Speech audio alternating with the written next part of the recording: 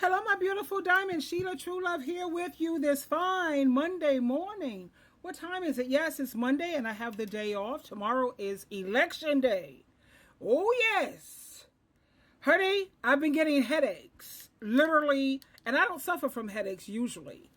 But when I think about tomorrow is election day, what decision are you going to make? I just want to think about certain things like if Kamala Harris did half the things that Donald Trump has done, she would not have even qualified as vice president, nor would she have even been considered, nor would have Obama.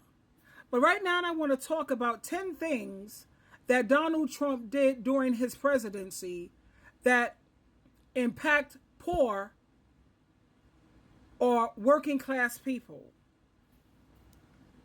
But 10 things that Donald Trump did during his presidency that impacted poor or working class people. 1. Tax Cuts and Jobs Act, 2017. The tax law cut corporate taxes significantly, but provided only modest benefits to lower-income individuals. The cuts for individuals were temporary, while corporate cuts were permanent, disproportionately benefiting the wealthy. 2. Healthcare reforms. Trump's efforts to repeal the Affordable Care Act, ACA, without a comprehensive replacement could have left millions of low-income Americans without health insurance. While repeal efforts failed, Trump's administration weakened the ACA, including removing the individual mandate. 3. Cuts to social programs. Trump's budget proposals frequently included significant cuts to food stamps, SNAP, Medicaid, and other welfare programs, which many poor Americans rely on for survival. 4. COVID-19 response. Critics argue that Trump's handling of the pandemic, including delaying federal responses and downplaying the severity of the virus, disproportionately hurt low-income workers, especially those in service industries who couldn't work remotely. 5. Deregulation. While Trump's rollbacks of regulations were often framed as beneficial for businesses, many of these changes, particularly in environmental and labor protections, hurt lower-income communities. For example, weakening air and water quality standards can disproportionately affect poorer neighborhoods. 6. Minimum wage. Trump opposed raising the federal minimum wage, which has remained at $7.25 an hour since 2009. Low-wage workers, who make up a significant portion of the poor, would have benefited from an increase. 7. Affordable housing. Under Trump, funding for affordable housing programs was reduced, and his administration sought to loosen anti-discrimination rules in housing, making it harder for low-income people to find affordable places to live. 8. Public education.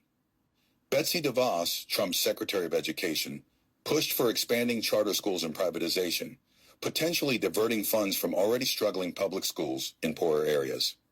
9. Immigration policies.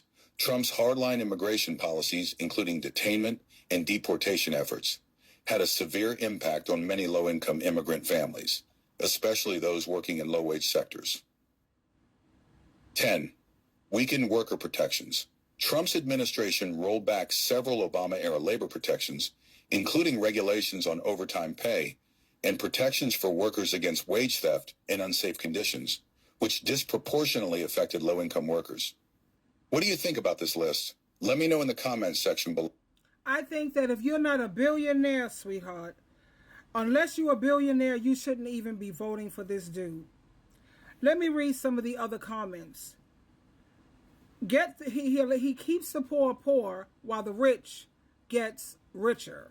And that's what he's for, these corporations and for the rich people. He don't care anything about you, me, the middle class, or the working class at all. Let's listen further. Donald Trump's plan is to do what he did last time, which was give another massive tax cut to billionaires and big corporations. And the reason some people think, well, I don't know, I remember that economy when he first came in being pretty good. Yeah, it was pretty good because it was my economy.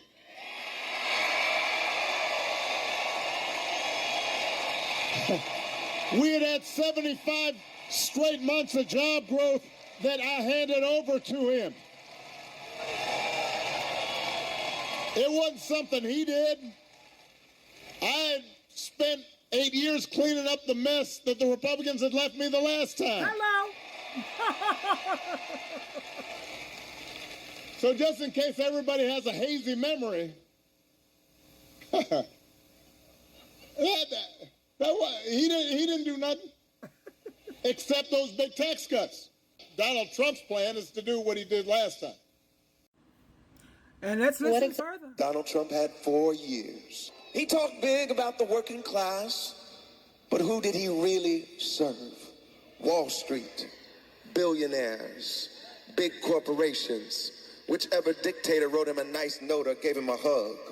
And while Americans were asking for help, he handed out tax cuts to the wealthy, fought to strip families of affordable health care, and cheered on the bans that ripped away women's reproductive freedom. He failed miserably when America faced the biggest pandemic in a century. He was unprepared, incompetent, and woefully unserious.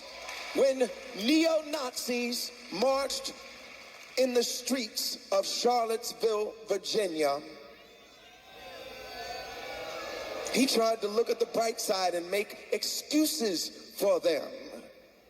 And when America decisively, 7 million votes decisively, fired Donald Trump from his job,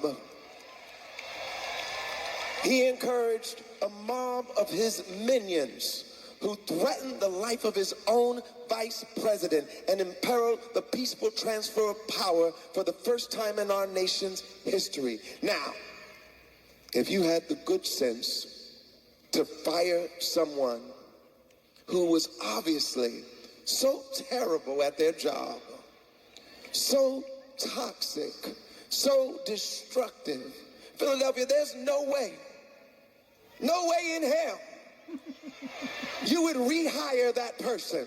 I know it was 4 years ago. Some of our memories might get hazy sometimes. You know, I'm listening to a lot of people saying why they would vote for Kamala Harris, and they have a lot of valid reasons. My thing is what I'm focusing on. You know, Donald Trump, who is a felon, he has been impeached numerous times. He's going around talking about penises and grabbing women by their kitty cat. If you want to try to handle how to handle a woman, you just grab her by her P-U-S-S-Y. This is a man who have absolutely no values, no decency, no morals. He has also been shown on video how he's messing around with a married woman. He's been married numerous times and allegedly has not been faithful. And here are some other reasons why people are choosing to vote for Kamala Harris. And besides, you've had men in office all these years. Why not give a woman a shot at it? Why are you voting for Kamala Harris? Oh God, there's so many reasons. I love her joy, I love her heart, I love what she believes, and she's protecting our rights. Because I'm voting for my children's future. I believe in women making the decisions for their own bodies. So I like that her financial policies will cause less of a deficit over time compared to Donald Trump. On a separate note, I think that Donald Trump is a horrible human being and should not be in office. Man, because I'm tired of Donald Trump. Because she's the best person to be president, and I'd be proud, and I'd feel safe with her being my president. Many different reasons. Fight fascism is the main one. She's the most moral candidate. I feel like it's not really, any thought process behind it. Honestly, look at Trump and Kamala Harris. I think it's just morally right to do so. Because she's awesome. I would have ideally liked to vote for Kamala Harris, but it looks like because of her staunch support for funding Israel, I wouldn't be able to do that. Her values represent mine more, which is trying to bring up the middle class and trying to fight for the little person. She has what is right for the country. And that's just the gist of it, trying to fight for the little person instead of these corporations and billionaires and millionaires. My thing is, I want to know what her plan is when it comes to the immigrants, the illegal immigrants, because we need immigrants in this country to keep it running, because a lot of the Americans are not getting out there to work. What is your view? Why do you think it would be best to, or better yet, who do you feel would do the best job for this country? A felon or someone who has decent morals and values, and she has an amazing plan that's going to shock the nation?